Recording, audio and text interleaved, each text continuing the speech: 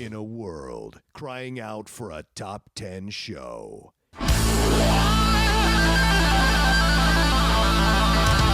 John Rocha and Matt Knost are here to bring you the top 10. Brought to you by the Schmoes Know. Take it away, boys.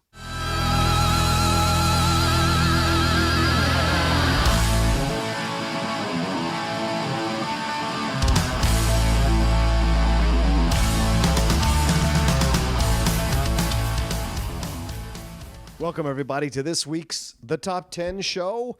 This is John Rocha. I am Matt Knost. How is everybody out there listening? Yeah, oh, good. I like that. How is everybody out there listening? Yes. Never really ask about them. How are you guys? This is a one-sided conversation. How are you? I hope things are well. If you're listening to us in traffic, that's what I do with podcasts. Somebody said on Twitter, I download it, getting ready for LA traffic. I'd be like, you know what? I do that too. Yeah. I try and load up as many podcasts as I can when I know I've got a long day in the car.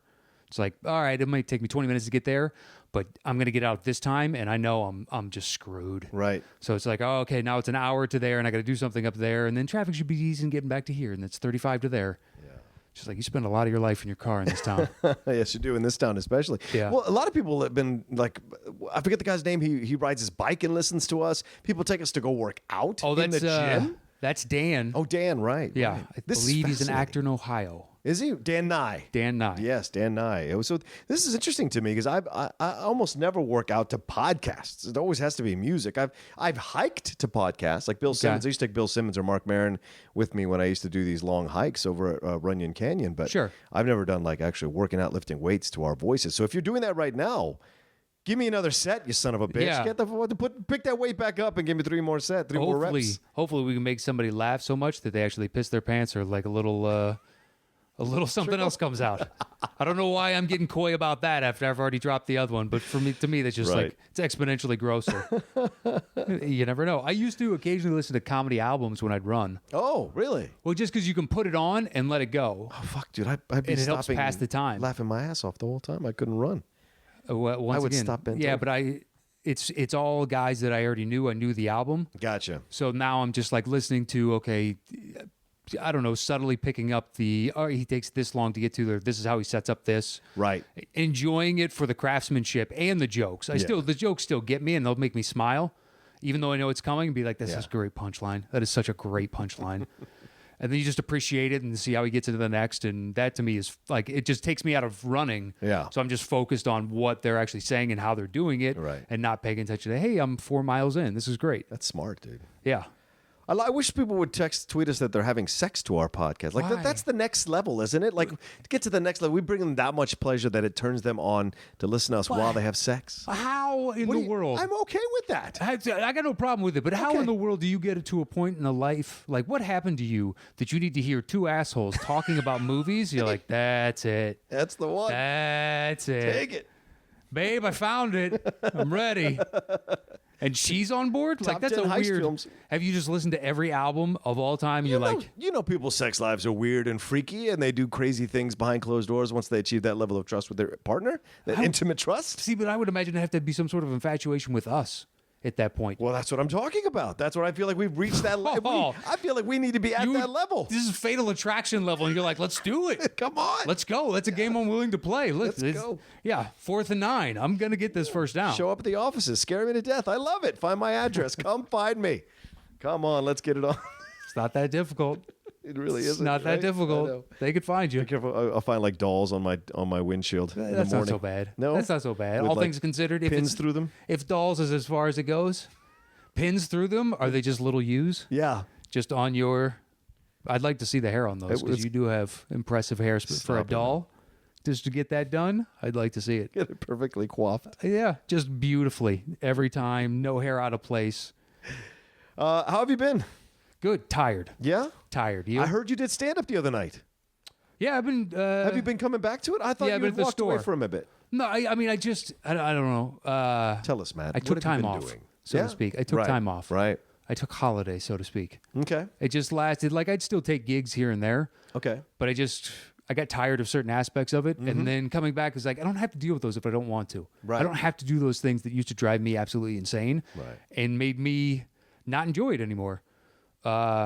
So now I just, I call into the store, I get my spots at the store, I hit up friends that I know have good shows, and then, random pay gigs outside of town. But I just don't want to be on the road if I don't have to. Like, when it works for the store, do you call the store and be like, hey, I want to come in and do a set? And they're like, do they pay you or do they call you? Or like, do you just, going in there to have a good time? It depends on, you call in or if you know who's on phones, you text in the beginning of the week, you give your avails for the week. You just tell them, here are the nights that I have open. Right. And then they'll get you a spot or spots depending on basically who you are in the hierarchy of comedy. Right.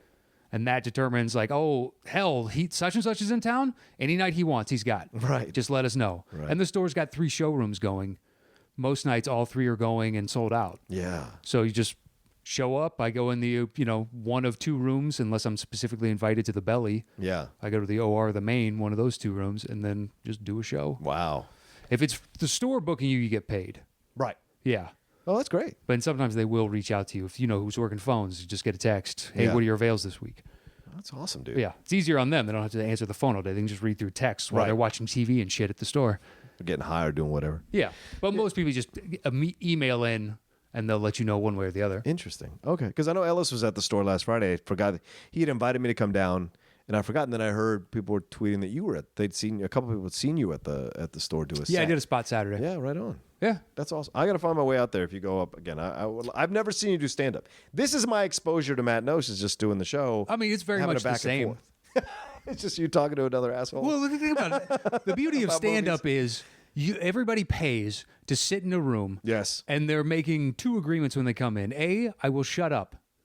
Not all of them make that agreement. No. But yes. That's fine. It's understood. It's understood. Yeah. So you have to sit there and be quiet while I talk to you. Right. It's a one-sided, discussion unless I allow the person. Like some guys are more formal about it and like, listen, you can't talk at all. Even if I talk to you, you can't talk. Right. You're like, that's a little bit far.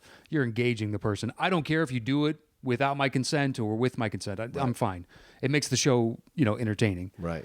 But 2, on some level, you're saying, you know what? I know inherently these people are supposed to be funny, and they're probably funnier than me or anybody I know, so I can't wait to enjoy myself. Right.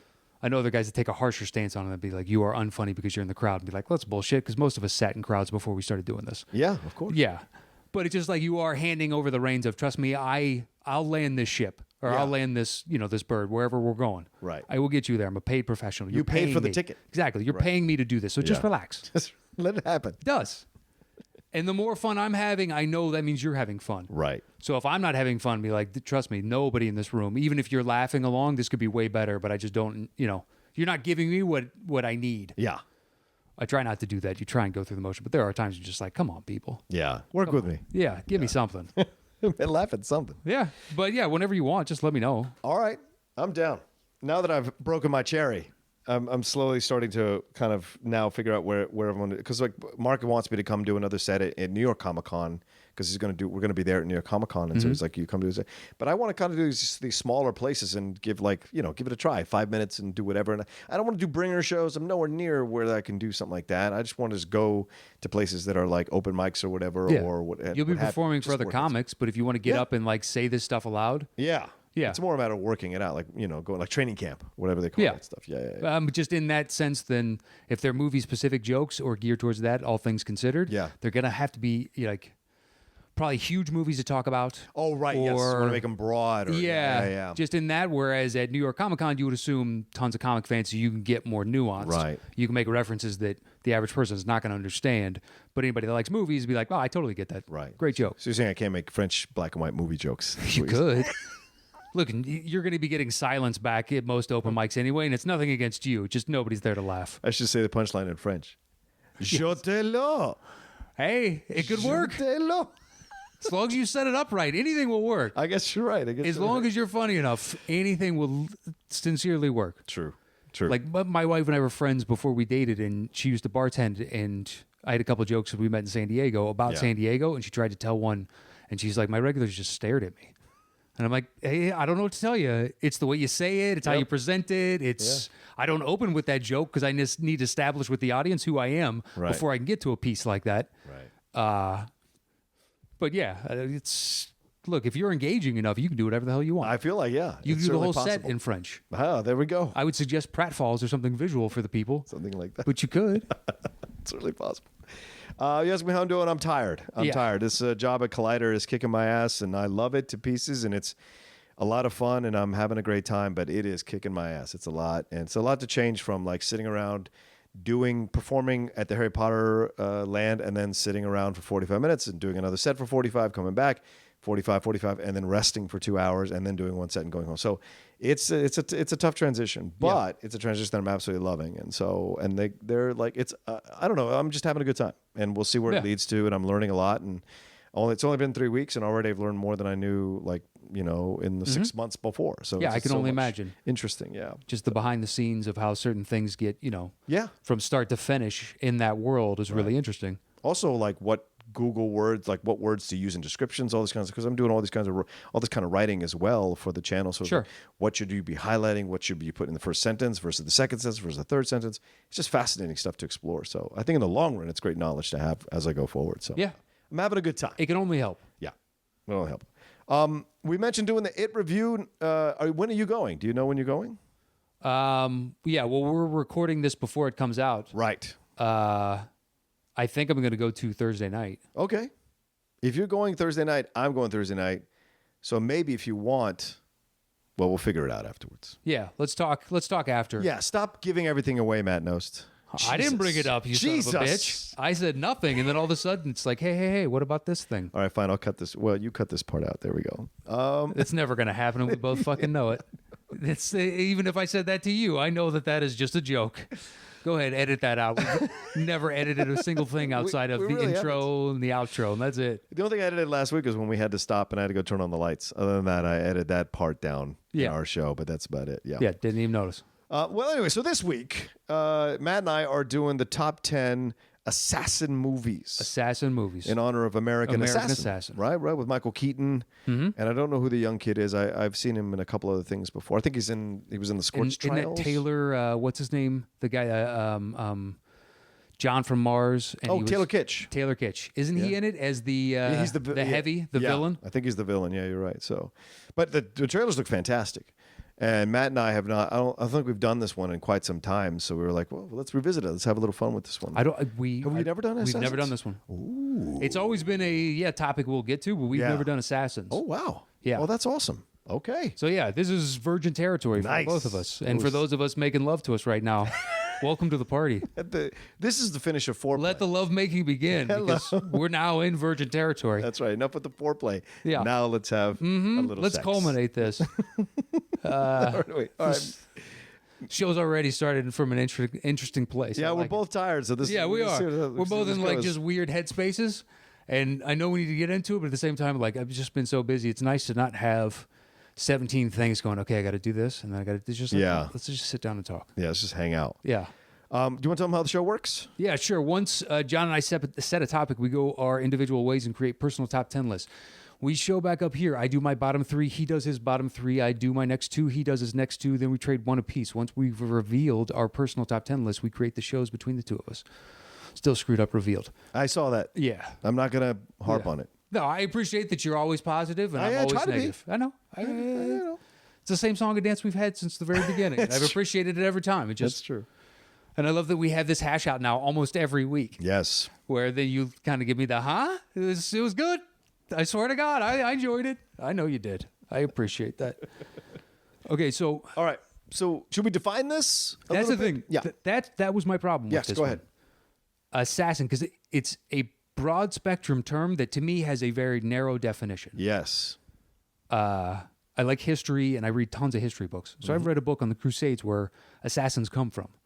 And it's at that time, religious, but it's also a political motivation. So the killer needs to be either employed by a government or technically a religion. Right. And taking out a political or religious target. Ooh, that's very narrow. It is. Because that's what an assassin actually is. I'm going to say that. I know. Trust me, I'm alone. I told you before the show started, it's like, I'm going to catch a lot of shit for this list. Okay. I am. All right. Just because it's just like, yes, I understand your point. They call them in that movie assassins 20 times. Yeah. But you don't see who they're employed by, and they never take out any political or religious target. So that is just it's still technically, I don't give a fuck what you call it, but that is a hitman until I see the motivations behind it. Okay. That's where I was like, that doesn't count. I can't put that. All right. Trust me, there's a lot of omissions. I'm going to have a weird list compared to yours. Okay. I am. Now I'm looking forward to it. I am. All right, and you struggle for your number 10. So what I did you did, because I've got 4 movies, and I'm like, I disqualified for this reason, this reason, this reason, this reason. Okay. I put 10 down because it has the least disqualifications, but ultimately I still think it fails. Okay. Gross Point Blank. That's your number 10. This is my number 10. That's my number 9. Is it? Perfect. Okay. Yes, it qualifies. Of course it qualifies. He's ex-CIA, but we don't know who he's employed by to take out, what's his name, from Dharma and Greg, the dad. that guy, yeah. Yeah, and at a trial, which is a political event. Yes. So there is still politics in this, but we also don't know, he's testifying against a corporation. Right. So I don't know where the motivations lie. So it's just like, that's why, who's employing John Cusack? What corporations? Does the corporation have influence over the government? I don't know. Right. I don't know where, so it's a lot of gray, but he is ex-CIA. But yeah, so to me, he's an assassin because he's professional in his approach. He isn't just a couple of dudes walking in. Like Pulp Fiction, those are hitmen. Walking in, those are hitmen. That's a hitman. Right. So to me, that's not what John Cusack is doing. He's very precise. He drips that thing. Yeah, in the guy's poison down mouth. the guy turns at the last that's second. An assassin's move. That's not a hitman's move. So to me, that's why I think he's an assassin in the movie, because of that. He's a professional with a style to it. It isn't just, it's not about spraying bullets. It's about, a very precise style, dead, untraceable, move on to the next thing. So yeah. So to me, almost like you could say American Sniper, the guy is kind of an assassin. I guess you could say that. He could qualify technically. Yes. Yeah. From the other person's perspective. Exactly. He is an assassin. Right. I didn't think he was, but you could make that case. Yeah. Because this guy is a I professional. may be making a case like that later on. Okay. Boom. Go ahead. But I enjoy the movie so much, dude. It is so much fun and I've been watching it actually. It's been on the pay channels for whatever reason. Okay, lately, good. It's been on repeat. Yeah, and so I've been flipping and catching it. And Minnie Driver's fantastic, and John Cusack's great. All the different former fighter who comes in and fights him in the locker room area. That guy who's that's in the hallway. Yeah, it's in the hallway, right? Yeah, right. he takes him out like a pin, I believe. Yeah. It's so badass. And you're you believe John Cusack the whole time. Yeah, exactly. And you believe the relationship between him and Minnie Driver and Piven. Piven's great. Yeah, comes rolling in, was a real estate agent. Yeah. I love it when the guard comes up on and he's he's talking about the gun. Cusack asks him about the gun. He gets all weird with the people that are trying to buy the house, and Piven gets pissed. There's so many good moments. Or because he drives, Alan Arkin up the wall. Oh, it's great. Yeah, and he goes to where his former home was, and now it's a gas station. Yeah. And he calls up Arkin, and Arkin wants no part of him at this point. He's just I guess you can never go home. He's really breaking down this on a philosophical level, and just it's great. A lot of people think it's a sequel to Say Anything.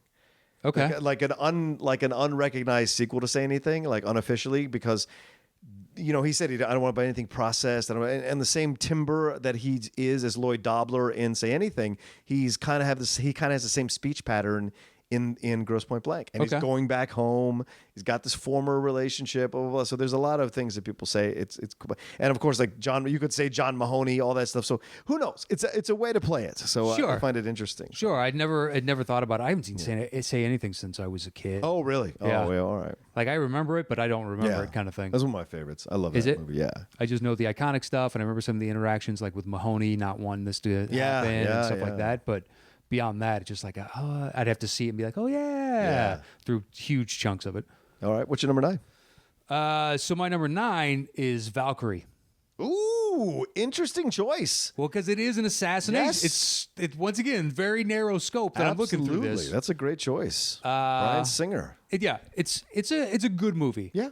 It could have been Oscar bait. Sure. Had it really wanted to. It looks like they kind of tried, but at the same time, retacked and almost made it like a hybrid action film a little bit-ish too. Yeah. Just, but it's really tense throughout, and you know where it's going. You have, Hitler doesn't die. Right. We all know that beforehand. So What you know year is this is it? failure. How does the failure happen? How close do they get? Right. How many moving parts does it take to get to that, execute, and then the fallout thereafter of, You didn't succeed. Right. So how does your house of cards come tumbling down? And it's, great performances from tons of different actors. Oh, yeah. All these German, British actors that I love that. Although I love, anytime you do a period like that to English speakers like in America, just make all the Nazis British. Yeah. Except for Tom Cruise. No, right. It's the only one I could think of that was not British. Everybody else is British in there. Yeah, Bill Nighy's in that. Bill Nighy, Kenneth Branagh. Branagh's in that. Yeah. Yeah, he ends up killing himself. Oh. He was in charge of it, and they handed off the reins of the operation to Cruise. Right. And then, Bill Nighy is like his technical boss. Yeah. At where do they work? They work at like the state police or something like that. Right. And is Churchill in this? No. No, I don't think you see Churchill in this. Okay. You see like a bunch of generals so-and-so. You see his upper echelon, Hitler's. Right. You see Himmler. You see Goebbels. You see... What about Stellan Skarsgård? Is he in this? Stellan Skarsgård? Do you remember if he's in this? Stellan Skarsgård is not in this. Okay. He should have been, though. Yeah, I feel like he's kind of honorary English guy they throw in this, even though I know he's Swedish. Yeah, he is. Yeah. But he could easily play, just like he played a Russian in Hunt for Red October. Yeah, exactly. Yeah, like it's you could, as long as you do the accent, we here in America are happy to accept you. Yeah, exactly. We like you, and it's just like, I believe he looks Eastern German, or Eastern European of some descent. Yeah. You could throw him in any of those countries, or sure. It's like Stormare. He can be anything. Yeah, any Norway, any this, any that. Yeah. Yeah, but just to see the overall, and I like Cruise a lot in it, and it's a compelling character of guy that becomes disillusioned with the goal of what he signed up for. Right. The Nazis are going down a path that he and other officers and other infantry, I'm sure, but we don't know about them, but don't agree with. So they're trying to change the course of how their country will be viewed and how they'll be remembered. Right. Yeah. Interesting. So I liked it for that. Cool. What's your number 8? 8, I don't think you'll have on your list. Manchurian Candidate. I didn't. I know. I don't know what to tell you. I love Sinatra to pieces. I think Angela Lansbury is great in this movie. It's not one of these movies that just makes me come back to it over and over again. It's a good movie. I appreciate it for what it is, but it's not something I go back with. I've seen it maybe 3 times in my life. I like the concept of it. Yeah, no, absolutely. And the fact that we've seen this concept now, take someone, reprogram them, and put him into an assassin's role. Mm-hmm. You've seen it rehashed numerous times, and this is the first one. It just succeeds. Plus, I grew up with Lansbury as this kind, elderly woman, and to see the just polar opposite of that, and like with all the backstory with Sinatra, how eventually he just got so big in his britches that, like, I think it's Ocean's 11 where he wouldn't take a second take. Right. Like, you're only paying me for one movie. Yeah. It's like, the balls on you. Don't worry, I nailed that. Next. And you're like, okay. Doobie, doo. Exactly, in between. We're all doing the bad impression now, the Piscopo. That's right. 100%. Because Pisco's the best. In what world do you just show up to movie set and be like, I only do one take? And you're like, what? This is a fucking movie, man. We got to take more than one. What happens if you sneeze? It's like in Ed Wood when the character hits the doorway and it shakes, or like it's like, hey, it's just like, we got to keep moving. Or what's his name? Jack and Boogie Nights. Shadows in Life, baby. Yeah. Shadows in Life. Like, what are you gonna do? What are you gonna do? We only have so much to do, with this budget. So I enjoy it for looking back at it through the prism of, I know all these people is one thing, and here's a movie that to me is really good. Yeah. And it is the primer for numerous that came after it, or the template, or whatever you want to call it. And they give, excellent performances across the board. Yeah. So John Frankenheimer does a great job directing the movie. It's certainly if you've never seen it, don't misunderstand my saying that just because it doesn't grab me, it's not a good movie. It's absolutely a good movie, and it really does put you on the edge of your seat throughout the whole movie because you don't know what's going to happen. And Angela Lansbury is chilling. The remake is great. Denzel's fine, and Meryl Streep is good, and Lee Schreiber is good, and I like the whole like subplot with the Bruno Gans character, the Albanian guy that helps him out. Sure, like, I like that, but like this film is the one that's really unsettling, and when he has that relationship with the girl, and when they're on the train and he gets triggered and all this, like there's so much about it that's. It's very powerful to watch. So it's just one of these films that for whatever reason doesn't get inside me, and hooks me like the way. Because you have to go back for them. Yeah, and you can't go back for every one. Yep, that's true. So you're like, you know what, that one's fine. I like these others that came out roughly in the same year. Yeah, better. Like I'm a massive fan of Judgment in Nuremberg, but not everyone else is. You know, if I watch it over and over and over again for whatever reason. So, yeah. All right, are we on to mine? Yeah, go for it. All right. So then my number 10, as we talk about this, is a French film. How ironic. Of course. La Femme Nikita. Have you ever seen La Femme Nikita? Punting. Really? Punting. That's awesome. Awesome. What do you got next? Awesome. Number 9, In Bruges. Oh, I thought 9 was Grosse Point. Oh, no, I'm sorry. No, yes, Grosse Point. Sorry. Number 8, then. I'm sorry, we jumped. John Woo's The Killer. It's another one that I have that I love, another foreign film. So that's my number 8, right? So yeah, my number 9 was Grosse Point. Sorry about that. Yeah, I jumped. Gee, I wonder what number 7 is. Anybody want to take a bet with me out there? Come on now. So anyway, so have you ever seen John Woo's The Killer? I know I've seen a chunk of it, but I have not seen the whole movie, so I haven't. I don't. To me, I haven't seen it. Okay. So he's Chow Yun-fat plays this like assassin who gets involved with this woman that he blinded in one of his last assassination attempts, and because he shot right as she jumped, she's like this waitress at this like restaurant. I think it's a Hong Kong film, so this Hong Kong restaurant. She happens to stand up right as he shoots, and he blinds her with the discharge from the gun. So he feels this guilt, and so he like it's almost like what Ben Affleck does with Rebecca Hall in The Town. Like he takes care of her, like monitors her, helps her, blah blah blah. Sure. And then he starts to fall in love with her.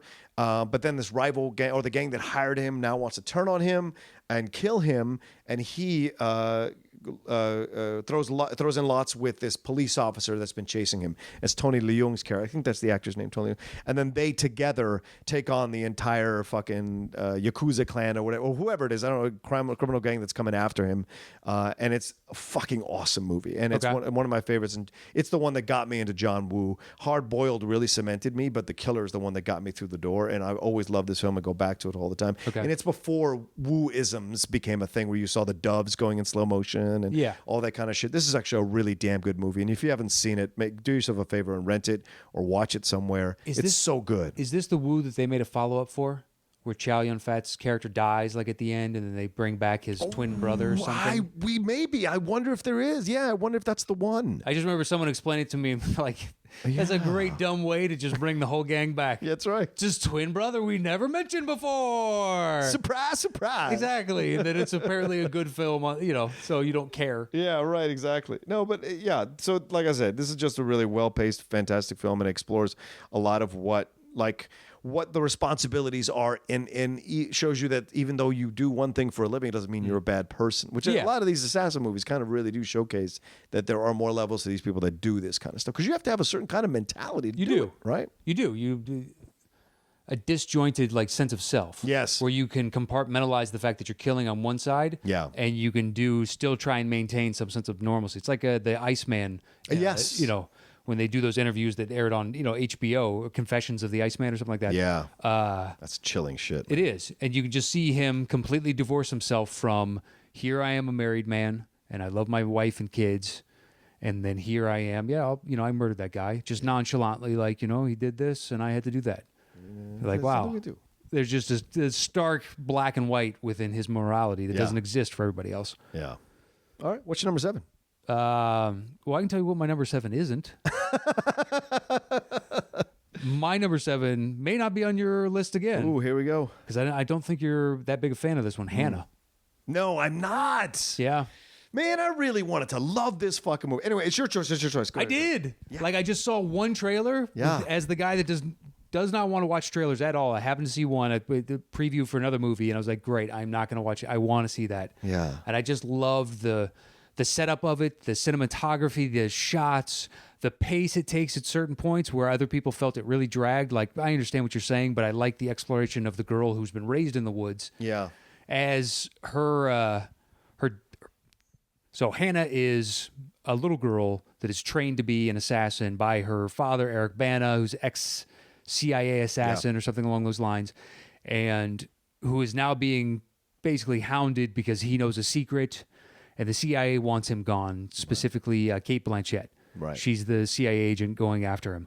So it's the government trying to take him out, and he has trained Hannah since the age of 2 to basically, one day you're going to have to fend for yourself because they're going to kill you too, so I'm going to turn you into an assassin. Right. And when she becomes mature enough is when they signal the CIA to come after them. And so she's only been raised in this world of woods and guns, and then she gets thrust into the real world, and it's the exploration of her of like, wow, what is this? Yeah. Or another girl my age. Like, I know that's crazy. I've never met another girl. Right. And just the interaction there, and as it builds, and I like the payoff at the end. Like, I just enjoy the living shit out of that movie. It's a, assassin from a different angle. I was in until she got in with the girl. Then I was like, then that loses me every time. Yeah, I get it. I was surprised at how that lost me. And because I like Saoirse Ronan, she's the one who plays Hannah, Okay. and I enjoy Kate Blanchett, Eric Bana, all of them. Like, I'm really big fans of them. But for whatever reason, it just didn't grab me the way I was hoping it would, because I love these kinds of films normally, but it just didn't get there for me. So, yeah, but respect this. Yeah, I just, from the moment I saw it in the theater, I was like, man, I like this movie. When I walked out, I was like, I like that movie. Yeah. There are a lot of people that defend it. A lot of people that do like it. So you're not alone in there. Yeah. Yeah. What's your number 6? My number 6, let's see if it makes your list. There's going to be a lot of this. In the Line of Fire. No. The Malkovich Eastwood. Damn, no, that didn't make my list because I just don't see it 100% as an assassin movie. Malkovich is ex-CIA who snaps, and he tries to assassinate the president. You're right. He's an assassin. That's like the quintessential assassin. I guess so. Clint Eastwood is the last remaining Secret Service member who was protecting JFK the day he was shot. Yes. And harbors guilt about that to this day. Didn't think he reacted fast enough to save the president after the first shot was, levied. Right. And then Malkovich comes along, and he's an assassin that basically toys with him. But at the same time, like, there's also, from Malkovich's perspective, almost a sense of camaraderie. Yeah. Because they know this world exists, and they exist in this world kind of thing. Right. It's interesting the way he interacts with him, and Eastwood is just hell-bent on stopping this guy before he assassinates the president. Can he rectify the mistake of his past that has been hanging over him to this day? Yeah. And, to me, that is just a quintessential assassination film. Absolutely qualifies. I don't know why it never occurred to me. I don't know why I just didn't think about it that way, but you're absolutely right. Yeah, I mean, because the whole film, he's trying to stop him from assassinating the current president. Yeah, it's all about... Yeah. It starts with, there's this character that was in one of the most famous assassinations of all time. Like, it's got to be top 2 or 3. Yeah, of course. Franz Ferdinand. This. Right. And MLK, maybe? Martin Luther King? Yeah, Lincoln. Right. There's got to be some more internationals we're not thinking of. Top 10 is assassination. Assassinated world leaders? That's fun. That's a somber Anwar Sadat? Anwar Sadat, right? sure. Yeah, he got sure. Gandhi? Where else do we want to go? Pablo Escobar? Was Escobar an assassin? Oh, well, Escobar he was gunned down by the CIA or the DEA. He's a drug dealer. He's not a world leader. Yeah, was he not? Oh, now we're just gonna go tangent upon tangent. How do you define what is a world leader? Person who is elected by his people to run his country. That's okay, well then MLK's out of the discussion. Right, but I didn't say it had to be world leaders. You did. Okay, well don't you turn my words back on me. I was trying to make a point here, and I expected to be right. Yeah, fair enough. So we are both incorrect, and me more so. But anyway, Rene Russo's good in this movie. And she is. Who plays the young guy? Is it? What's his name? I'd have to look it up because all I can visualize is the 3 of them right now. Yeah, the guy had a TV show for The Practice. The guy was on The Practice. I forget what his name is. The lead of The Practice? Yeah. Because it's not Dermot Mulroney, which is always what I always want to say, but it's another guy. Dylan McDermott? Dylan McDermott. Okay. I think that's him. That is plays it? Wow, really? I think so. I need to look that up. Yeah. If only there was a way we could do that. If there was. But at the same time, we're in the middle of the show. That's true. And we just had a tangent breakdown of what counts as a world leader. We do not have time to do something that would actually aid and benefit the show and the people listening. Right. Let's just true. have them be as frustrated as we are. You look it up, damn it. You're listening. You got time. Oh, trust me, there's people yelling at their sex partner right now going, it's whatever actor, just in case we got it wrong, just screaming at each other. Dylan, how do you not know that? How do you not know that? Why isn't The Mist in your top 10? Damn it. All right, that was your number 6? Yeah, that was my number 6. Guess what my number 7 is. There it is. I gotta guess. Grosse Point Blank. Are we punting or no? No. No? On Grosse Point Blank? No, I'm sorry. What number? In Bruges. Are we punting? No. Oh, he's not on your list. They're Hitmen. You said assassinate a religious leader. The guy's a priest who he's trying to kill. So by your definition, it qualifies in my world. He's an assassin sent to kill a priest. Okay. It's tenuous. It's fine. It's as thin of a line as you can to hold on to. Hadn't even thought about that aspect of it, to be Yeah. honest. So for me, I put it on because I think it's his first attempt at being an assassin. Yeah. And he fails miserably, kills the kid, the altar boy, and of course, and this is something that you put back in my mind because it appeared in one of our other lists. Yeah. And No, you're it's like, an "Why isn't excellent this film." higher?" Yeah, it's a phenomenal film, and I went back and rewatched it, and I was like, "Damn, he's right. This is actually a good." It's really good. It's So- one of the first times where I was like, man, Colin Farrell is excellent. Yeah. And I've liked him numerous times in the past, but there was also like Alexander. Yes. And you're like, I didn't know if he could ever reach a depth where I could resonate with him on an emotional level. Right. After something like that, that's also a historical figure, and it's kind of impossible to pull off. Yeah. How do you do the story of a guy that was handed a massive army and then just became one of the world's greatest generals and died at a young age? Did it in the span of like 8 to 10 years. Right, and the woman playing your mom is like only 5 years older than you. It's all Yeah. it's weird. All this, the whole all that stuff with Oliver Stone. Yeah. He's done. He's just finished. Yeah. Right. I know he had one last good movie, and then he's just been crap ever since, man. So it's been hard But for me. in this, Farrell is.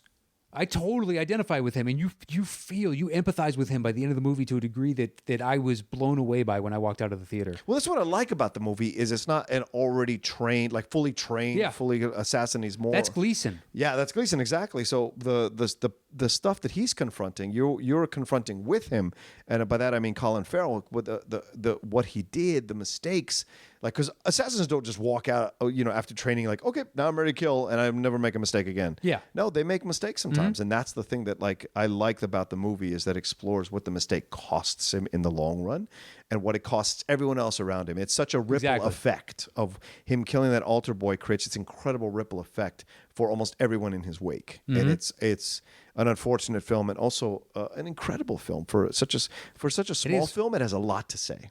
It does, and it really uses Bruges as Yes. a character, and Yeah. helps tell the story really well. Yeah. It helps convey like these interesting emotional ideas that they're putting forth and asking you as an audience member Yeah. to basically enter into this world, and you're a person now like Colin Farrell, and this happens to you, and like it's really interesting, and you feel for him, you feel for Gleason, Right. on some level you feel for Ray Fiennes. Absolutely. Yeah. He's got a business to run. And I love the why he sent them to Bruges. Yeah.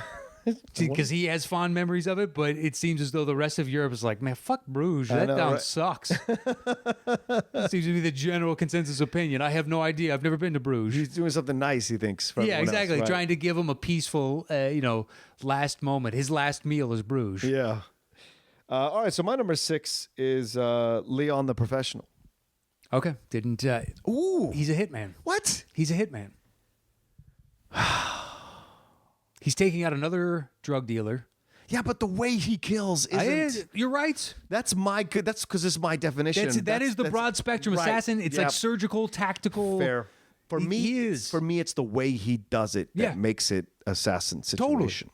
You Like just the don't pouring know of the acid. Like if you watch the where Leon came from, which is La Femme Nikita, that's his introduction into the world, right? And you see the way he is. He's methodical. He takes care of business, and he's out. And so because he was that, if La Femme Nikita qualifies, then he's essentially a brethren of La Femme Nikita. Then to me, Leon the Professional qualifies because he's an assassin. And he kills people, and the way he kills people, coming out of the dark, coming out of the all that kind of stuff. It's not it's not just bam, blam, blam in public places. He is very clear about what he's doing. Yeah, single and shot. precise. Yeah, single one shots. tap, one tap, one tap. Exactly. So, and it's such a human film too. When you explore the relationship between him and Natalie Portman and all that happens there. So there's so much about it. And Gary Oldman, of course, is incredible in the film. I think it's my favorite Oldman. Yeah. Oh, really? That's a powerful statement. I don't know. I'd have to think about it, like just singular performance, because the characters is just so mad, Yeah. just absolutely stark raving mad. Yeah. And to pull that off is so impressive. To where I believe that you are this unhinged. Yeah. That you are the type of guy that is technically supposed to be head of the narcotics unit, and is now you're applying pressure as a drug kingpin, basically demanding payment for protection. Yeah. You want to operate in this town? Fine. You got to pay me to do that, and gets paid by the city to stop these guys. So it's getting subsidized from both ends.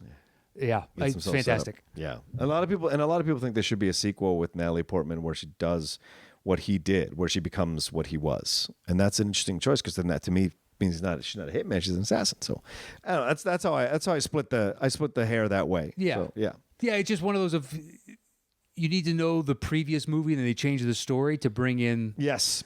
the mystique of the character because you don't know really anything about him. Right. You just know he does what he does and he's exceedingly good at it. Exactly. Yeah, there's no wasted effort. All right. So what's your number 5? My number 5 then is the punt from earlier, La Femme Nikita. Ooh, yes. Let's talk about it. Yeah. That's a movie where, okay, so she's a drug addict Yes. that offs, is it a cop? Yes. In her state of mind. Yeah. When she's just, whacked out of her gourd. Yes. Kills a cop, has to go to jail, and a secret government entity, I can't remember the name of them, fakes her death and then takes her to a room, basically says, you got a choice. We're going to turn you into a killer, or you can go, it's great. What do? It's like they have a fake grave for her already. Yes. So, or you can go and they tell her the plot number or something like that and be like, or you can go to this. Yeah, like the very specific location. It's like, what a much better threat than will kill you. We already have your fucking, grave dug. Yeah. There's an empty coffin in it right now. It's much easier to dig up loose dirt than compacted earth. Yeah. This will take us 2 hours. Make your fucking choice. This is no effort for our guys. Yeah. And from there, and sets it up so she gets trained, and then her final training is her first mission. Yeah. And just it builds. Which she doesn't know is going to be a mission. Exactly. Right. They just build the mystique up of the character so well. Yeah. I enjoyed it. I saw it after I saw Leon. Oh, okay. And then someone's like, "Oh, it's based on this." So then I went and watched this, and I was like, "Wow, that's really good." Yeah. But the remake, the American remake, wasn't that good. Point of No Return with Bridget Fonda, but They already did with Leon. yeah, this is just so damn. I remember watching this on IFC in the 90s or early 2000s. I remember that, and I was just like blown away because I'd never seen anything like this. This whole idea of a young girl, like because she's caught up in you can tell that she's an addict, but she's caught up in the world that she's in at that time and the influence of her boyfriend. Like you can see that she is not an active participant in this whole situation. And she kills the guy like in a way, in a place of like complete and utter non-contact with reality. And so this guy who takes her and finds her, Cheshki Kario, who's a bad guy in Bad Boys 2, he manipulates her until she becomes what she becomes. But then they develop a father and daughter relationship kind of, and then she has to break away. And it's like he doesn't want to let her go. And that's just so fucking good. And Anne Perriol, who plays the La Femme Nikita, is so good in this movie. And it's a fucking that she couldn't make that transition to American movies. Like she did Man in the Iron Mask and Innocent Blood or whatever it's called. But she didn't quite get across to the part, and it just sucks because she's so fucking good in this movie. So yeah, unfortunately, it happens sometimes. Yeah. You pick your next couple projects, and they don't do as well as you need them to, and they move on. Yeah, It's the rare French actress that crosses over. It's really rare. Yeah. Well, I mean, what was the last one? Cotillard? Yeah, Marion Cotillard, and before her probably Catherine Deneuve. Yeah. If anyone, yeah. Yeah, it's tough. Yeah, very. That was my number. That was my your 5. Your 5. Yeah. So then my 5 is The Bourne Ultimatum. The third one. Go ahead. Okay. Well, I don't have that one. Do you want to talk about both of them Is later? it your number 4? No. So we're punting to a Yes. degree? Well, Okay. to get to... Yeah, that's fine. We could punt. Okay, we'll talk about them there. What's number 4 then? My number 4 is The Day of the Jackal. Ooh. Make your list? Did not make my list. Oh, come on. It's Matt like... Knost. It's an early assassin film. Are you kidding me? Damn. All It's right. great. I mean, it's set up on Carlos the Jackal. Yes. Like, that's where they took the name. There's a great scene in it where... And we're talking the original, not the Bruce the Willis original. one. No. Hell no. That movie is so bad. It's so bad. It's so bad. I wanted it to succeed. Yes. And it's like the first time Jack Black outside of random pop-ups here and there. Oh, right. Like I remember a lot of that movie. Yeah. The robot controlled or the remote controlled machine gun. Yes. And that's where he takes out Jack Black. Go stand over hold the Anyway, in this one, Who's in the original? Who's in this one? Is it? I'd have to look up their Oh, names. I thought it was Robert. It's not Robert Redford, right? No. That's 3 Days of the Condor. That's 3 Days of the Condor. Okay, go ahead. No, Day of the Jackal is I don't know across the board. I don't think there's one actor in there that I know outside of if you told me like, oh, they were also in that. But I don't know any of their names. I don't think off the top of my head. Okay. But the setup is so they're in France. They want a former military Okay. who were in I want to say Algiers where the French got overrun. Yeah, dude. I don't know. Yeah, this is all old school French and old school in English dudes. It's a bunch of English actors. Yeah, like Derek Jacobi is in it, who you've seen in a number of things, and Edward Fox is in it. There's one guy in there who was like, oh yeah, he's been in a ton of things. Yep. And I should know his name. Yep. I want to say he plays like there's one main English intelligence officer that eventually finds the Jackal. Yes. And it's his like direct underling, his lieutenant. That guy, I know I've seen. I think that's Derek Jacobi. Okay, I think that's probably what you're talking about. Yeah. Outside of that, it's tough for me to place, I think, every other actor in there. I think that's fair. Edward Fox, his brother, James Fox. Okay, he's the guy in Sexy Beast who hires the older British dude who hires Ian McShane. But that's how I know, these actors in it, you're like, oh, that's the brother of. Yeah, that's fair. That's why I don't fault you not knowing, these people. But anyway, they're ex-military and they hire... Yeah. They need an assassin to come in and take out de Gaulle because they're not happy with the way that the French soldiers were treated that fought in Algiers. Yeah. And it's all these, not exiled, but kind of excommunicated, so to speak, military. I believe that's what it is. And so they hire a guy. This scene this is the one and the only one in the movie where I'm like, oh, what, really? Because they're like, nobody in this room can know outside of this conspiracy in essence. Right. What should we call you then if we try to communicate? He just looks right at him and is like, how about the Jackal? You're like, oh, that's the first thing that comes to your mind. Isn't that amazing? They just took it from Carlos to Jackal because the two stories are not the same. Right. But the Jackal, the audience knew at the time, that's the name for a political assassin. Yes. So you can just throw that in there. So it's just his build of, he needs to get a passport. Yeah. And how do you do that in 1960s, 1970s Europe? And then it needs to get a special gun created. And meanwhile, the various governments are slowly getting pieces of information. And it's great to watch them track down this guy before smartphones, before all that. It's a lot of how did crimes not happen constantly? Right. It's a good point. Yeah. The level of sophistication is I got to call this guy and then he's got to call this guy. And then we need to relay this message and hopefully the Border Patrol gets it in time and they're looking for the right thing. And then when they do, it's it's so impossible. I don't know how you stop anyone. Yeah. But anyway, just the build up through that, I just like that it's just a steady pace through line the entire thing. Mm-hmm. It never tries to do huge action or huge this, that, and the other. Just they're just telling this story. And I enjoyed it for that. Wow. Okay. It's an assassination film. It's an assassin. Respect. Yeah, that's why this list was tough. I figured we're not going to have a lot of movies in common. No, I know. I like that actually because it makes us work harder at finding our own voices in the title. Or in the category. All right, so that was your number 4? Yes. So my number 4 is John Wick. Okay, not on my list. Okay. You think Hitman? Hitman. Yeah. Hitman, hired gun. Yeah. He works for a crime element. Yes. And it seems to be they take out other crime element and targets that are affecting their businesses.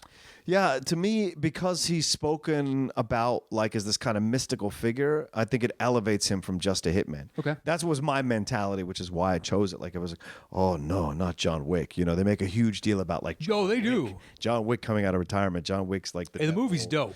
Huh? The movie is dope. Yeah, out of nowhere, just how did this not get bigger buzz? Yeah. But I enjoy it because it's that kind of thing of where he's he's much more brutal in what he's doing, but it's a revenge film more than an assassin film, right? Yeah. But he is, in my mind, he is an assassin because he'd retired, he put his stuff away, and everyone's the fact that he put everything under concrete and has to break through the concrete, that shows you how good he actually is. Yeah. They're literally hitting you over the head with a pile driver, but at the same time, it's great symbolism. Yep. Yeah. It's effective. I've never seen that before where they've literally buried their past. Right. Boom. Yeah. Underneath what appears to be normal foundation would be somewhere 6 to 12 inches, unless it's a huge load bearing wall, and then you got to go thicker. And this was 17 feet of concrete. It seemed ridiculous. You're all right, he really buried this in his past. I mean, I'm telling you. Yeah, it's gone. It's gone. That part is dead. Yeah, but I just love the film, and I think he's great in it. And it's once again, Keanu Reeves shows up in these random films every once in a while, and you're just you forget that this guy has this kind of gear. He's this kind of ability. You know what I'm saying? And from all accounts, when people have experiences with him, he's a very nice guy, very very civil, very respectful. Great conversationalist. Met him for 2 seconds. Yeah. Oh yeah. I'm sure you got that energy. I was crossing the street to do a spot at the Laugh Factory. Yeah. And he was going to Cantor's. Oh, not wow. Cantor's. It's not Cantor's. It's Greenblatt's? Greenblatt's. Yeah. Thank you. And I just looked over and I was like, that's fucking Keanu Reeves. I turned to my buddies and I just turned to him and was like, I'm a fan of your movies. Yeah. And he was like, thanks a lot. And That's we all. both then just silently crossed the street and he went to Greenblatt's and I walked into the Laugh Factory. Oh, so you didn't follow up with another Nope, comment? I didn't want to waste it. I just, you know what? And it's no bullshit. Just because you're famous or something, I just wanted to let you know. Yeah. I figure that is the nicest way. I'm not trying to commandeer your time. I'm not trying to be your best friend. Just let you know, hey, you know what? I live here in LA and I am a fan of yours. I see famous people a lot. Yeah. And I don't rarely, if ever, say He anything. probably appreciated that. Yeah. I'm sure. Get in, get out. I don't know you. I'm genuinely a fan of your work. There's no need to Enjoy. push it. I think I did as we were parting. Enjoy Greenblatt's. And I walked into the, because you could tell he was walking directly to it. Yeah. Get the Eddie It's a nice mutton and lettuce. The mutton's nice and lean. Something. Maybe their pastrami is good. Come on, I enjoy. believe I have had their roast beef. But they do the same thing every Jewish deli does. There's a baseball-sized fist of meat right in the middle and bread on the outside. Oh, Jesus. Just like, why guys, layer it. You're not fooling me. I realize you're charging me $18 for a sandwich, but you're not fooling me that there's more meat on this than other regular sandwiches. I'm overpaying for your Jewish deli sandwich, and it's good, so I'm happy. Don't get me wrong. Yeah, I enjoy it. There's a reason I'm here willing to pay $18 for a sandwich. Yeah, but this film came out of nowhere, surprises everybody. Kind of like The Matrix, once again. Like, he just has these things where they drop and everyone's like, holy shit. Yeah. And so I love that about Keanu's career, man. He just surprises people all the time with stuff. He picks certain things. Yeah, sometimes he doesn't always pick the right thing, but when he does pick something really good, it resonates. It hits a chord with people and reminds people of how good he actually is. And he's been around since the 80s. Like, he's been doing stuff for decades. For a long time. Yeah, so I mean that deserves your respect and admiration to a degree. So and I love this movie so much for that. So, all right, what's your number 3? My number 3 then is our punt from you for earlier. So I yours have is Identity, you have Ultimatum. Right. Both excellent. Yes. And we've had this discussion before about where it's come up on other lists. I even love the second one, which is tough to do in a series. It's not as Legacy, good. right? Yeah. No, that one's Supremacy. Oh, Supremacy. Sorry. Yeah. Legacy's the the last one.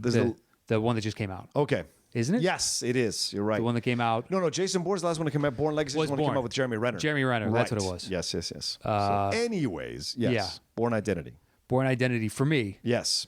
So I was about to say before on Keanu, I think Wick is more successful because we'd already seen him do all that shit in Matrix. Yes. And you also see the character build up the skill set in the Matrix. Right. Whereas once we start John Wick, it's just like, wow, I totally believe. I've already seen Keanu be badass. If it was just jumping into it, I don't know if I buy it. Whereas Matt Damon going into it, I was like, how is Matt Damon going to pull this off? Yeah. How is Matt Damon going to pull off super spy, assassin? And then you watch it and you're like, I think Matt Damon might be a secretly trained assassin. Much like what's his name from A Dangerous Mind wanted to believe that he was. Oh, yeah. Sam Rockwell, yeah. Or Ken Barris, Barry, whatever his name is. Yeah. Chuck Berry. Chuck Berry. Yeah. Or was it Chuck Barris? I think it's Chuck Barris. You're right. Yeah. Chuck Berry, the guitar player. Yeah. Anyway, Damon. So going into it, I was like, kind of hesitant. Yeah. I knew I was going to see it because the trailer looked amazing when he does that takedown in the embassy. Oh, yeah. And they showed that in the trailer, and you're like, oh, okay. That looked disturbingly real. And not in the way that, like, sometimes in martial arts action movies, when guys are fighting that many, the hero in between or whoever you're pulling for within the scene, they do a lot of movements with their arms to keep the motion in the frame up. So you're not distracted by the fact that, yes, there are 20, but they are coming one-on-one. Right. So he always looks like he's on his heels kind of fighting off these guys, and they're coming in a random order. Whereas Bourne, everybody looks like they're methodically closing in on him at all times. Yeah. And he expertly picks off the quickest threat each time. And you're like, this. And then the fight when he's at the apartment of the girl, and the dude comes flying through and like jabs that pen into his hand. You're like, just watching that in the theater. It's the reason it's the highest of the Bournes for me, because it pulled it off when I loved Matt Damon at the time, but I was completely skeptical as to whether or not he could do this. And like at the end, then you see Clive Owen as the other end of the spectrum of the assassins. And you're like, this is kind of, you're either going to die, you're probably going to end up like him, which is nuts. Yeah. Just completely fractured. Right. All right, talk to me about Ultimatum. This is great. You make a lot of fantastic points, Matt. For me, it was increasing the level, the odds of success, right? Yeah. Like for you, it's like, okay, I didn't anticipate this was going to happen, or he was going to be that good in it. I'm surprised by him. But for me, it's like, how can they possibly wrap up this trilogy that matches what they did with the first film? Because the second film was good, but I hated that what they did with Franca Potent. I hated that they killed her. It really bothered me. We've talked about it though. You had to. Yeah, I know. You had but to. still, it bothered me. And so I was like, well, what are they going to do with this? And so I was really surprised at how they were able to raise the stakes and raise the level, and then expand the world, right? That's what the great trilogies do. They expand the universe of what they presented to you. And a lot of trilogies fail in that third movie. And so for me, I was I just enjoyed it thoroughly, how much they were able to expand it and turn things around and answer questions and bring everything back. And Julia Stiles coming back, the stuff with Joan Allen, stuff with David Strather, and like everything about it was really cool. And even stuff with Patty Considine, who's the writer, and he sneaks him in, like all the whole stuff in the station where they're dodging in and out of things, just brilliantly done. And it just to me like is a great capper on a trilogy. So I give that to me a little more love than Born Identity or Born Supremacy, and so that's the reason why it works for me so well. But either way, both of them are great choices, I think, and we might do that. Oh yeah, no, I mean, I love Ultimatum. Yeah, because there's nothing that, as a guy that's lived in this country, born and raised 38 years, there's nothing I'll believe more than there's a cover up on the government side with a larger cover up. Yep. And that's what this movie exposed, because it goes from Treadstone. Well, Treadstone was actually, it becomes what? Does it become Blackbriar? Yeah. Or was Blackbriar the actual umbrella? Right. But then Blackbriar, when you find out Jason Bourne is like even a subfolder of a larger folder. Exactly. Yeah, that's where you're just like, yeah. This wouldn't be a standalone. This is part of a larger network of influence that we're trying to direct on the world. Yeah. When we get pissed when other people do it, we turn, a little bit righteous in this country. You're like, what are they trying to do? Meanwhile, we are more than likely actively doing that in every country in the world on some level. Exactly. I can't prove it. No one could prove it outside of a certain, circle of people. Yeah. But given what we know about our government, it seems highly likely that we are trying to influence it everywhere we can for the best possible outcome for this country. Of course. Yeah. Pretty successful at it and pretty terrible at it. Yes, that too. Yes. Yeah, both and both. All right, what's your number? Oh, is that my number? That was your 3. Do you want to talk about it anymore? That was your 3. That was my 5. I'm sorry. That was your 5. So then my 3 is Kill Bill. That's an assassin. Go ahead. Go ahead. I love this. They're trained assassins. They're not hired by anybody. They're trained by him to kill. Yes. Who is he? I don't know who he is. He's Bill. Okay. So that's fine. You can be shady on that end. I'm not trying to be shady. But all we see them do is go after other assassins. Yes, but they're assassins. Because they say they are. That's like you there are people that call themselves comics because they went up on stage once. Oh, right. And they get to call themselves. So I would never. You can call yourself whatever you like. Sure. But you're just killing other assassins and you call yourselves assassins, but interesting. I don't, you're not taking out a political target, a religious target. I don't know who's employing you. I don't know who trained you. I don't know a fucking thing about you. Well, that Bill trained him. Yeah, but who is Bill? Right. And Bill's trained then also too by like Japanese masters. Right.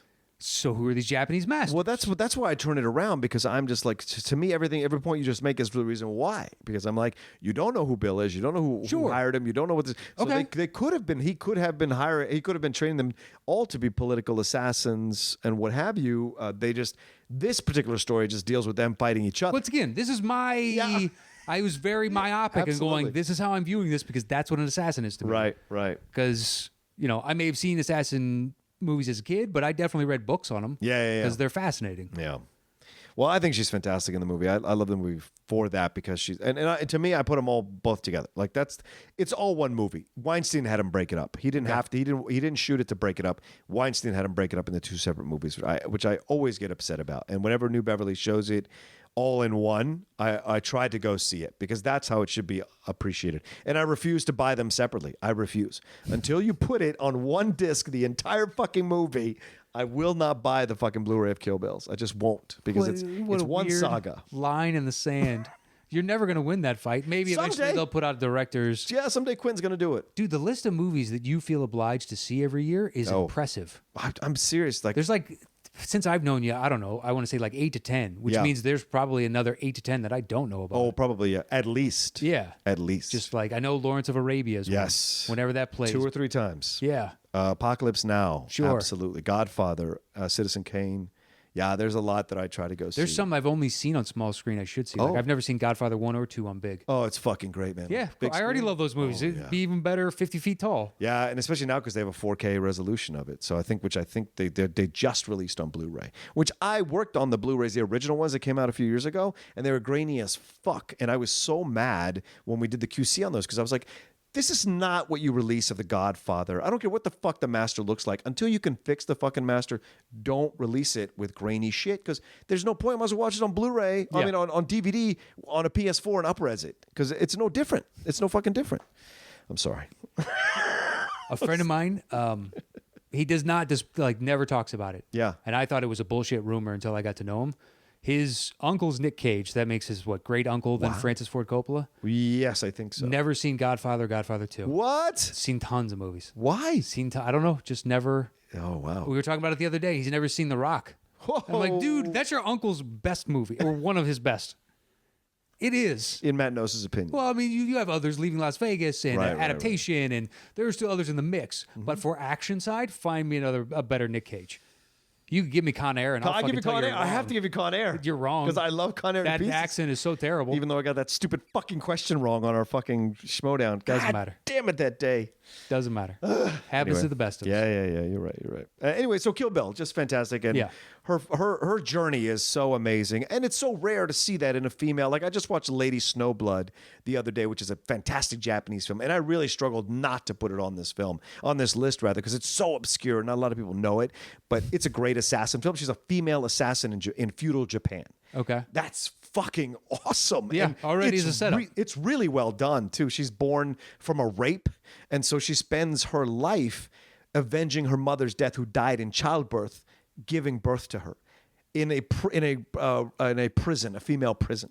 So it's just like the Lady Snowblood is kick ass, and so. But I probably should have put it on the list, but maybe I should have replaced some other ones if I spent more time. But I thought it was too. Sometimes when I do these lists, I don't want to go too obscure because then people are like, boring, turn it off. And Yeah. so I never know. I get you. I never know. But Kill Bill, it's to me is like, I think this is Quentin's homage to Lady Snowblood. So he does an American version of it, and it's really well done, and I enjoy the shit out of it. So there we go. All right, what's your number 2? My number 2. This is the only one where we could have a discussion of where I may have slightly altered my definition. I don't think I did, but we can have a discussion about it. Sicario. That's my number 1. Is it? Yes. Okay.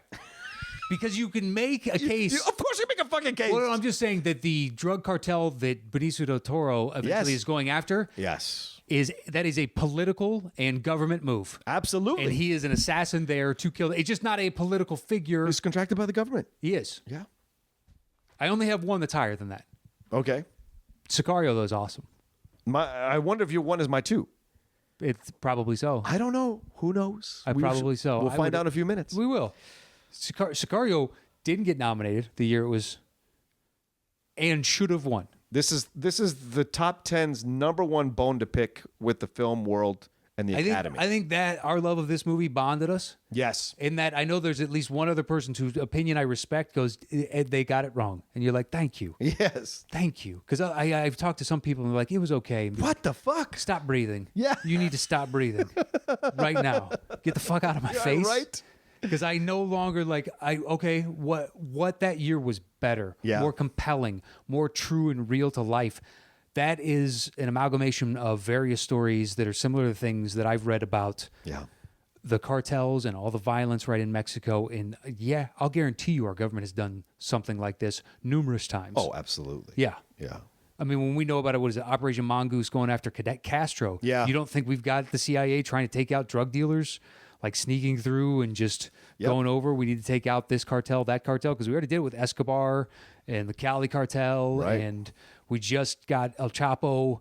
We're constantly going after cartel. Yeah, it's mind blowing to me because it's one of these films that like it has 80% or something like that, or just a little bit under on Rotten Tomatoes, and I'm just like, this should be way higher. Yeah. I don't get it. Like it's so this is a hundo. Well done. Yeah.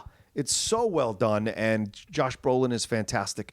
Benicio is so. It's been for me. It's the first thing since Usual Suspects where I'm like, holy fuck with Benicio. Like, it's just really just so he has a presence. Incredible. Yeah, he's a presence, right? And Emily Blunt is a perfect choice to play what is essentially us, right? What we should be with America, thinking that everything is black and white in terms of good and evil. You can't have gray. Yeah. And he fucking schools our entire nation, and maybe that's why some people don't gravitate to the movie, because it's a harsh truth to accept. Yeah, that we are a bunch of fucking Pollyannas, when in fact this thing is way dirtier, way different, way more gray than we think it is, and we don't want to accept how gray it is, and then our government kind of crosses these lines. We want to have the moral high ground. Yes, and be like, guess what? When you're number one, you never have the moral high ground. Yeah, we want to lie to ourselves that we have the moral. We do, ground. Right? But to ensure your power, you have to do things all the time that are a unilateral decision that have severe collateral damage on the other side. But from your perspective, it's a net plus, and from theirs, it is an atrocity. How could you do that? It's the old adage of one man's angel is another man's devil. Exactly. Just like if this is the force that's coming at you, well, if you're on the opposite side, that's not the soldier of righteousness doing what needs to be done in the world. That's somebody's, trying to alter your world perspective. Exactly. That doesn't jibe with you.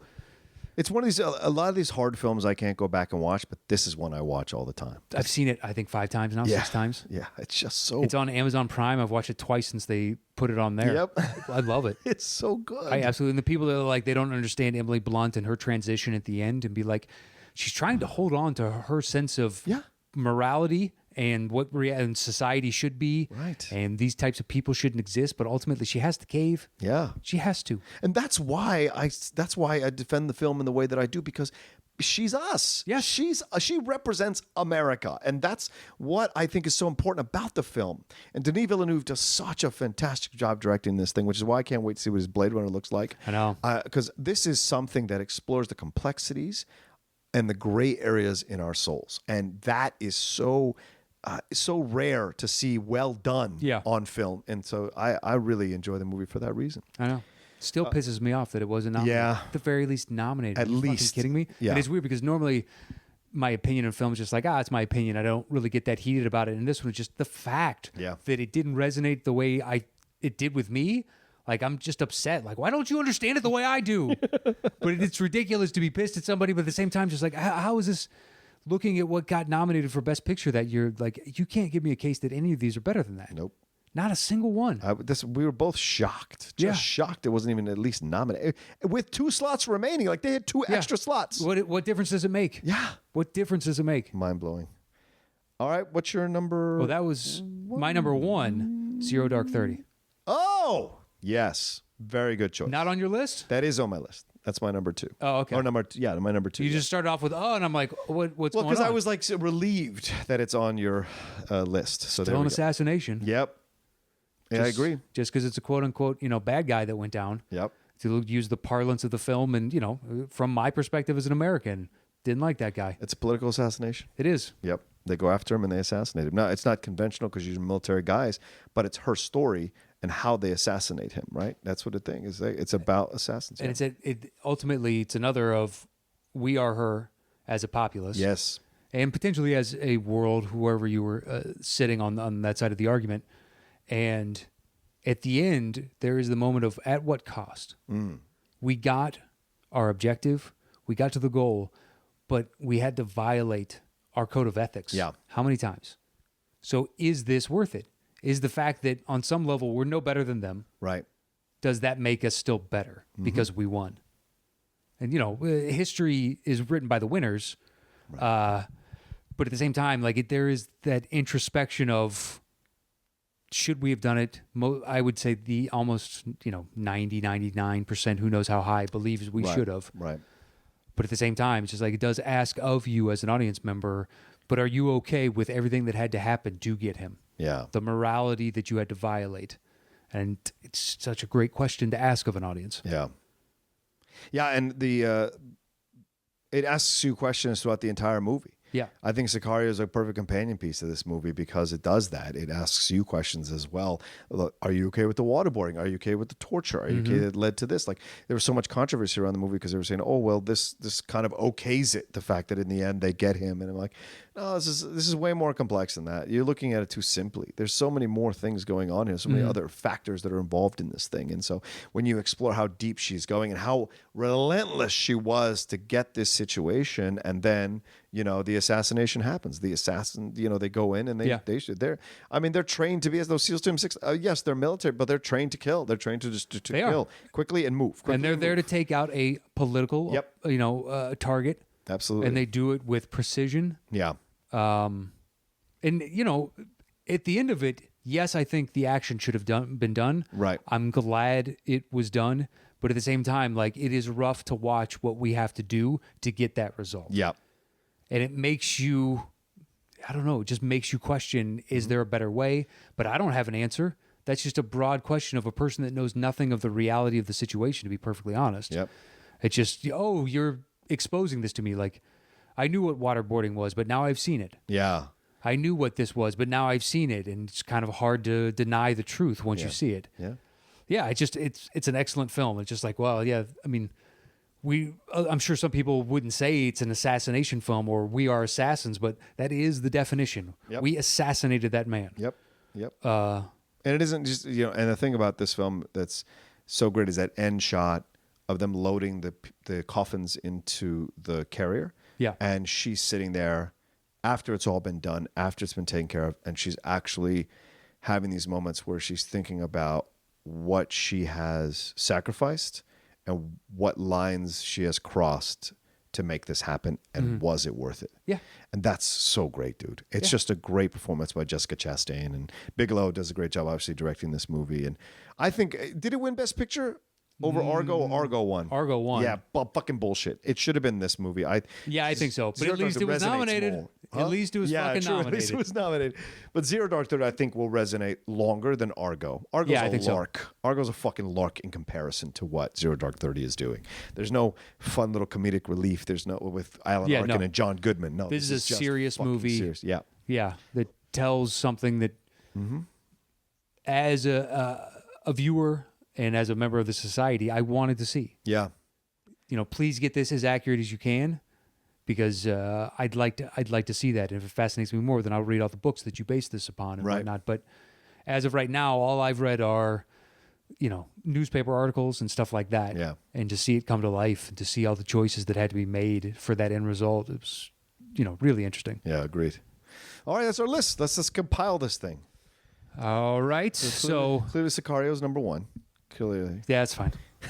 That's fine. I'm just happy that you weren't going to fight me on it. No, of course because not. it's not, it is a political target, but it's just like one of I really hope he doesn't. It was immediately my number one, and everything bled down from that. It was immediately. Because Zero Dark is so clearly a political target. Yeah. And it's the true story, and it's, based on a true story, but I think they tried harder than a lot of the based on a true stories to try and get it. But I got no problem with Sicario at 1. So, and then Zero Dark at 2. Yep. And what do you have? And you're banging this time. Do you need to write these down as we're going? Oh, shit. Yeah, I should probably write these down.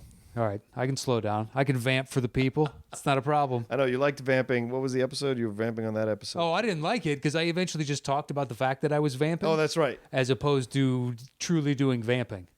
Because it's weird to just sit there and express your opinion to an empty couch. So I might as well just talk about the fact that the couch is empty. Because That's at least fair. that's immediate and real, as opposed to I'm literally saying my opinion to the ether right now. Right. Like, yes, people will hear it, but, not in that moment. It's a little bit... You just vamped there? That's great. Okay, Yeah, so not a problem. But you're sitting right there, and I'm still That's talking to you, and you're interacting. What's your next thing? What's the next thing? So you got those two at 1 and 2? Yeah. Next, I got Identity.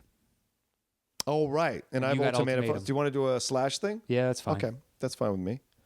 And then I have Kill Bill next. What do you have? It's not on my list. My next is not on your list, which is Day of the Jackal. Oh, okay. But I've got La Femme Nikita, Oh, yes, I wouldn't mind. and we moving- got Gross Point. Okay, I wouldn't mind moving La Femme Nikita up to 4 Is it 4? Okay. if you want to. That's fine. Okay. It feels weird putting Gross Point at 5. No, I think we should keep it down there. Okay. Yeah, it's not as good as these other films we're going to talk about. All right. I would imagine more people are going to side with you on Kill Bill. Yes. So go ahead. All right, fine. Give me Day of the Jackal after that. Okay. I got to revisit that film. I remember watching it as a kid. Dude, I was so into all these 70s type things. It was fucking kick-ass. Those were the days, man. Yeah. And, I mean, action thriller is not, but it just kind of just tells a story. Yep. And I like it for that. It was an early assassination film, and it's not trying to go through any else. big, huge like musical score to make you feel something at this, and here comes tense action. It's just like, no, it would be kind of mundane until the final thing. The action is going to be from the government side for the most part. All right, I have John Wick next. Well, will you give me In the Line next? In the Line of Fire? Absolutely. You made a great case for that one. So yeah, I felt after you were done talking, I was like, I should have fucking thought of that one. What do we got left? How many spots? 1, 2. I should be 7. So you have 3 spots left. Why? This is idiotic. I told you to write down, but you're banging, which means you're not reading, and I am. So what do we got at 3? What was it? Dude, we're both fucking tired. All right, number 3 is the Bourne films, Identity and Ultimatum.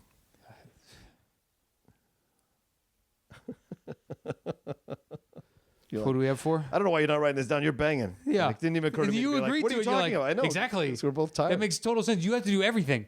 La Femme Nikita. I'm used to that right now. So, La Femme Nikita. Okay, 5 was... Kill Bill. Then Day of the Jackal. And then you lobbied for In the Line of Fire. Okay, and then you had Wick? Yeah, John Wick. All right. Although, to be honest with you, what do you have next? Next, I have Hannah, Manchurian Candidate, Valkyrie, and we still have Gross Point. Do we want Gross Point at 8? Where are we at now? 7? We're filling it at number 8, 9, and 10. No, I feel like we should keep Gross Point at 10. What do you think about that? Okay. Like, I think it belongs at 10. Like, it's a good starter, but it shouldn't be up way high. All right. 7, 8. So we have 2 more slots. Yep. 8 and 9. 8 and 9. So I would rather nominate Leon the Professional. What do you think? Over John Wick? Okay. Just because of its relation to La Femme Nikita. I think it counts. More than John Wick, maybe. And then I've got Hannah next. So you choose Hannah or...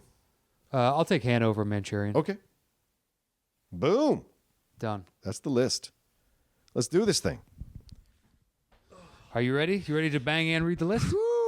Yeah, right. And then do the falsetto. And the falsetto. And close the show nice and tight. Which is what you people having sex should be doing right about now. Right about now. You should be smoking a cigarette right about now. As we count down. To culmination. Yeah, right, as we count down, you should be finishing. And put this on Twitch, Maybe we could live stream this or Twitch. something. Perfect. The top 10 assassin movies. Yeah. At number 10. Gross Point Blank. At number 9. Hannah. At number 8. Leon the Professional. At number 7. In the Line of Fire. At number 6. The Day of the Jackal. And starting our top 5 at number 5. Kill Bill 1 and 2. At number 4. La Femme Nikita. At number 3. The Bourne Identity and Ultimatum. At number 2. Zero Dark 30. And the number 1 top 10 assassin movie is Sicario. Sicario, which means assassin. So you can't fight us on it. Yeah. There it is. That is the show. We're going to get some blowback on Zero Dark 30, I think, because people are going to be like, well, there's not one particular assassin. And you're like, okay, but they assassinated him. Yeah. And the SEAL Team 6 guys can be considered assassins. They're not about spraying bullets. Yeah, exactly. Yeah.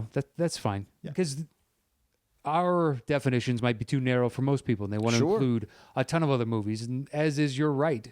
Yes. Because I think within movie, it does encapsulate a ton of movies. It's a free country. Yeah. Within cinema, rather, encapsulate a ton of movies. Did you have any honorable mentions? That's what I was struggling with. Like, yeah. What do you have 3? Collateral, but no. Yeah, it's a Hitman. Yeah. Although he's taking out a political I was so entity, close. It's Apocalypse Now.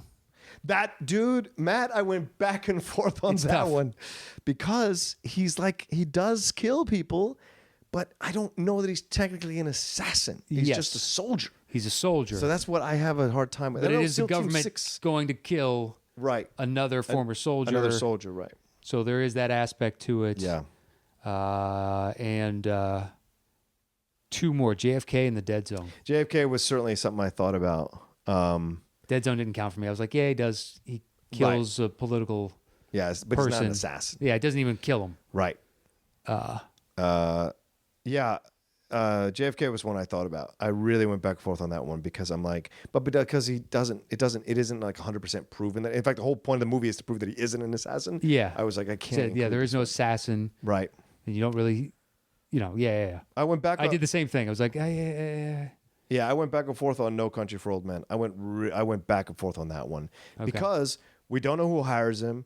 We don't know what he does. We just know has to get this whatever he's supposed to get, and then he kills everyone methodically in simple ways. They're like either standing in the way to his ultimate target, right? But it's the target of it's either a crime or a business that is employing it's the him. money. It's the money. Yeah, so there's no political aspect to it, and I was just like, he's a hitman. He's a hired gun. He's a mercenary. Exactly.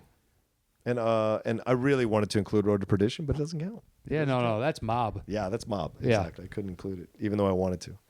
All right, that's our list. The top 10 assassin movies. Thanks, everybody, for listening to us. And go see American Assassin. Let us know what you think. I know I'm going to fucking see that thing. It looks great. The trailers do so far. And I hope it gets good reviews because I want it to be good because the book apparently is fucking insane. So I want to read that thing as well. September release does not bode well for a movie like this. Really? Because we're going into fall Oscar season. Don't you think this makes it bode well? No. Okay.